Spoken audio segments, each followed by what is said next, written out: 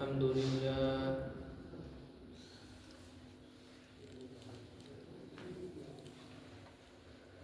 الحمد لله الذي هدانا لهذا وما كنا لنهتدي لولا أن هدانا الله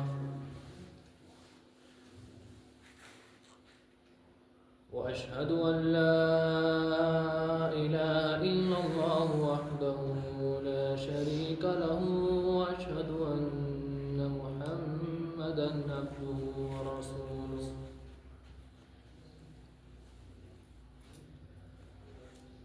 صلى الله عليه وعلى آله وصحبه أجمعين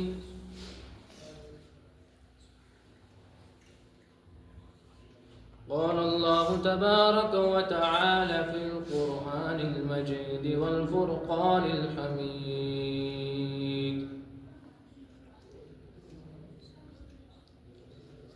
ولا تقربوا الزنا إنه كان فاحشة وساء سبيلا صدق الله العلي العظيم وصدق رسوله الكريم وقال النبي صلى الله عليه وسلم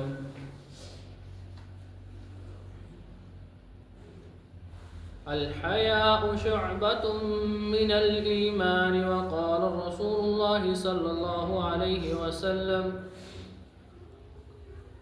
لا إيمان لمن لا غيرة له وقال رسول الله صلى الله عليه وسلم أنا أغير ولد آدم والله أغير مني أو كما قال عليه الصلاة والسلام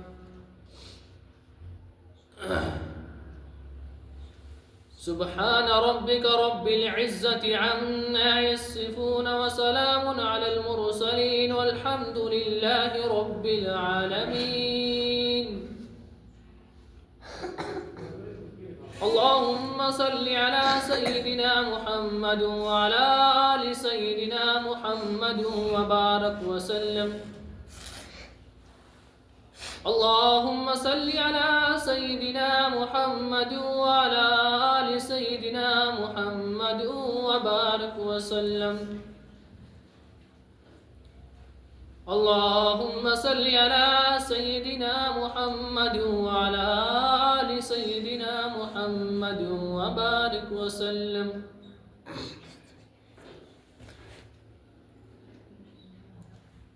حضرات معززین اکرام سامعین اکرام بزرگان دین ملت اسلامیہ کے نوجوانوں اللہ رب العزت کا بے بہا فضل ہوا کرم ہوا کہ اس مالک کے حقیقی نے مجھے اور آپ کو یہاں اس جمعۃ المبارک کی نسبت کی وجہ سے یہاں کچھ دیر دین کی مجلس میں بیٹھنے کی توفیق عطا فرمائی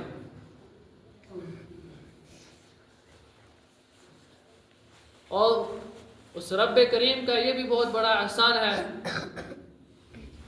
کہ اس خالق کائنات نے اس عاجز کو آپ حضرات کے سامنے چند دیر دین کی کچھ وعظ و نصیحت کرنے کی اور آپ کو سننے کی توفیق عطا فرمائی۔ میرے ایمانی ساتھیوں، اللہ رب العزت سے دعا کریں کہ اللہ رب العزت مجھے صحیح بات کہنے کی اور پھر ہم سب کو اس کے اوپر عمل کرنے کی توفیق عطا فرمائے۔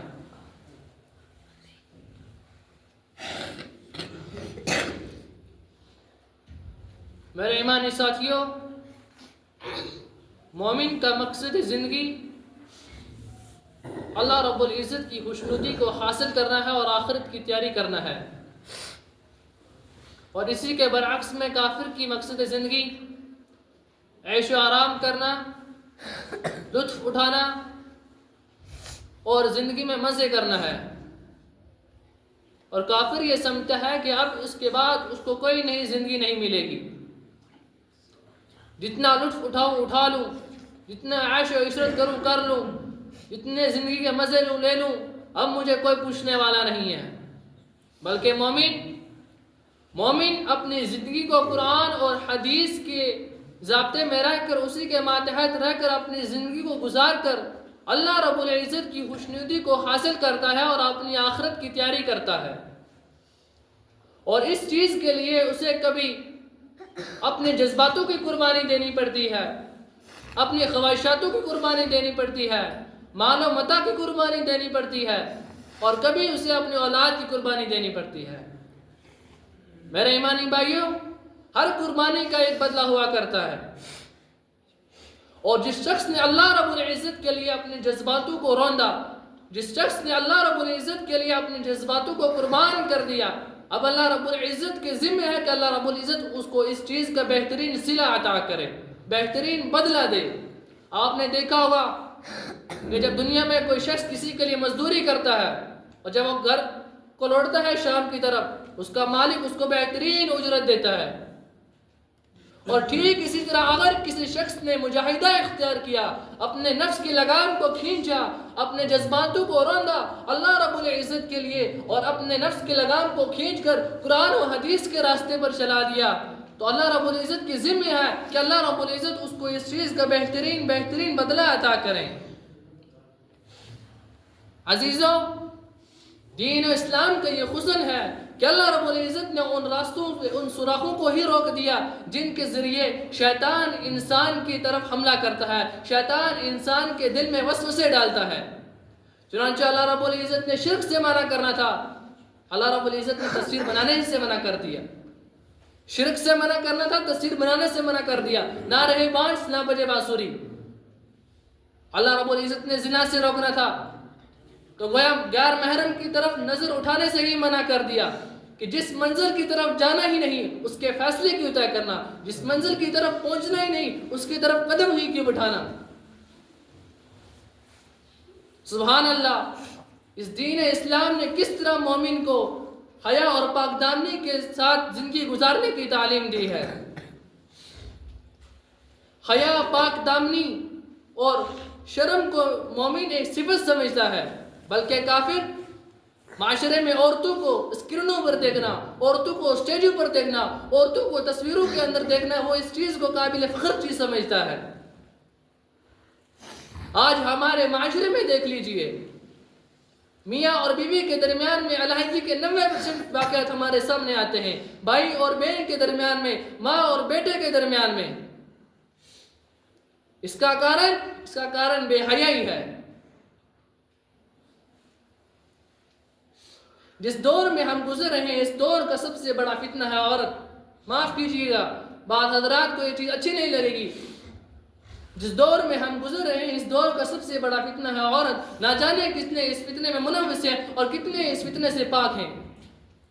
نبی اکرم صلی اللہ علیہ وسلم نے فرمایا النساء خبائل من الشیطان، کہ عورت شیطان کے پھندا ہے، عورت شیطان کا تیر ہے، اور شیطان نے خود یہاں تک کہا کہ عورت میرا وہ تیر ہے جو کبھی خطاتا نہیں۔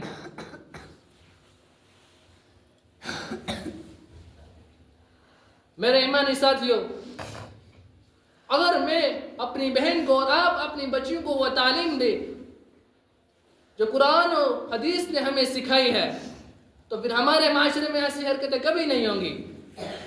افسوس کہ ہر بھائی، ہر والدین، ہر باپ اپنے بچے کو یہ ہدایت تو دیتا ہے کہ بچی جب تو گھر سے پڑھنے کے لیے جائے تجھے اچھے نمرات حاصل کرنے ہیں۔ ہمارے معاشرے میں ہماری بہت عزت ہے، سب ہم سے صاحب فلاں کر بات کرتے ہیں، اگر تو اس امتحان میں فیل ہوگی تو ہماری ناک کٹ جائے گی۔ مجھے بھی گھر والے جب میں پڑھنے کے لیے جاتا ہوں مجھے یہی بات کہتے ہیں، بیٹا پڑھنا ہے، محنت کرنی ہے تاکہ امتحان میں پیچھے نہ رہ جائے، عربی دوم میں جانا ہے، کہیں دوبارہ سے عربی اول میں نہ تجھے بٹھا دے۔ لیکن افسوس کہ ہمارے والدین یہ چیز ہماری بچیوں اور ہماری بہنوں کو نہیں کہتے کہ بیٹی جب گھر سے باہر نکلا ہے اپنی نظروں کو نیچے رکھ کر چلا ہے تاکہ کسی غیر محرم کی نظر تیرے اوپر نہ پڑے۔ بیٹی جب گھر سے باہر نکلا ہے اپنے بالوں کو ڈھک کر چلنا ہے، ان کو سنبھال کر چلنا ہے تاکہ کسی غیر محرم کی نظر تیرے بالوں پر نہ پڑے۔ بیٹی جب گھر سے نکلنا ہے درود شریف کا ورد کرتے ہوئے جانا ہے تاکہ اللہ کی رحمت تیرے ساتھ ہو۔ بیٹی جب گھر کی طرف واپس لوٹ کر آنا ہے تو استغفار کا ورد کرنا ہے۔ بیٹی نے اس نقشے کے قدم پر چلنا ہے جس نقشے کے قدم پر امی عائشہ چلی، جس نقشے کے قدم پر فاطمہ الزہرا چلی، جس نقشے کے قدم پر ماریہ قبطیہ چلی۔ آج ہمارے والدین ایسی نصیحت اگر ہمیں کریں تو ہمارے معاشرے میں بے حیائی نہ ہو۔ دیکھا ہوگا گاؤں میں، ہمارے ہی گاؤں میں 17-18 سال کی لڑکی گھر کو چھوڑ کر بھاگ رہی ہے۔ اس کا کارن ہمارے ہی والدین ہیں۔ اسلام نے مردوں کو علیحدگی سے حکم دیا کہ مرد جب چلے تو اپنی نظروں کو نیچے جھکا کر چلے اور اپنی شرمگاہوں کی حفاظت کرے، اور اسلام نے عورتوں کو الگ سے حکم دیا کہ عورتیں جب گھر سے باہر نکلیں اپنی نظروں کو نیچے جھکا کر چلیں اور اپنے ناموس کی حفاظت فرمائیں۔ چنانچہ قرآن کی روشنی میں ہم دیکھتے ہیں، قرآن کہتا ہے قُلْ لِلْمُؤْمِنِينَ يَغُضُّوا مِنْ أَبْصَارِهِمْ وَيَحْفَظُوا فُرُوجَهُمْ۔ اے نبی اکرم صلی اللہ علیہ وسلم، مومن مردوں سے فرما دیجئے جب اپنی نظروں کو نیچے رکھے اور اپنی شرمگاہوں کی حفاظت کرے۔ اور دوسری جگہ فرمایا قُلْ لِلْمُؤْمِنَاتِ يَغْضُضْنَ مِنْ أَبْصَارِهِنَّ وَيَحْفَظْنَ فُرُوجَهُنَّ۔ اے نبی آپ فرما دیجئے مومن اور مومنہ عورتوں سے کہ اپنی نظروں کو نیچے رکھے اور اپنی ناموس کی حفاظت کرے۔ قرآن نے بھی کہہ دیا مردوں کو الگ سے عورتوں کو الگ سے، اور جتنی بھی احتیاطی تدابیر تھی سب سمجھا دی۔ چنانچہ قرآن نے کہا وَقَرْنَ فِي بُيُوتِكُنَّ، عورتوں سے کہا کہ تم اپنے گھروں میں ہی رہو۔ ہاں کبھی تمہیں بقدر ضرورت اپنے محرم مردوں کے ساتھ، باپ کے ساتھ، بھائی کے ساتھ اور کسی کے ساتھ گھر سے باہر نکلنا پڑے۔ وَلَا تَبَرَّجْنَ تَبَرُّجَ الْجَاهِلِيَّةِ الْأُولَىٰ، تو تم ان پرانی رسم و رواج کو فالو مت کرو، تم ان کے پیچھے مت بھاگو، پردے میں گھروں سے باہر نکلو اور تم اللہ رب العزت کی خوشنودی والی زندگی کو حاصل کرو۔ چنانچہ اگر تمہیں کسی سے کوئی چیز لینی دینی ہے فَاسْأَلُوهُنَّ مِنْ وَرَاءِ حِجَابٍ، تو تم نے پردے کے پیچھے سے وہ چیز لینی ہے۔ اب کیوں پردے کے پیچھے سے لینی ہے؟ ذَلِكَ أَطْهَرُ بِقُلُوبِكُمْ وَقُلُوبِهِنَّ، یہ تمہاری پاکی کے لیے اور تمہاری عورتوں کی پاکی کے لیے بھی اچھا ہے۔ قرآن نے دونوں کی پاکی کی بات کی ہے، یعنی کوئی مرد یہ نہیں کہہ سکتا کہ اگر عورت کوئی مجھ سے بات کرے تو مجھ پر اس چیز کا اثر نہیں ہوتا، نہ ہی کوئی عورت کہہ سکتی ہے کہ اگر کوئی مرد مجھ سے بات کرے تو مجھ پر اس چیز کا اثر نہیں ہوتا۔ خدا کی قسم قرآن سچی گواہی دے کر یہ بات کہہ رہا ہے۔ اور پھر کہا عورت اگر تجھ کو کسی سے کوئی بات کرنی بھی ہے غیر محرم سے، پردے کے پیچھے سے یا ٹیلی فون کے ذریعے یا دروازے کے پیچھے سے، فَلَا تَخْضَعْنَ بِالْقَوْلِ، اپنی آواز کو نرم مت کرو، اپنی آواز میں قدر سختی رکھو، اس میں ترسی رکھو، تاکہ اگر کسی کے دل میں فَيَطْمَعَ الَّذِي فِي قَلْبِهِ مَرَضٌ، اگر کسی کے دل میں کوئی گناہ کے امکانات آ جائیں تو وہ ختم ہو جائے، کسی کے دل میں گناہ کا تمنا نہ پیدا ہو جائے۔ لہذا یہ چیز بھی ہمیں صاف صاف بتائی دی جا رہی ہے کہ اگر کوئی عورت کسی نامحرم مرد کے ساتھ نرم لہجے میں بات کرے گی تو اس کے دل میں امکانات ہیں گناہ کے، لہذا وہ خود اپنی طرف گناہ کا اشارہ کروا رہی ہے، خود دعوت دے رہی ہے گناہ کو۔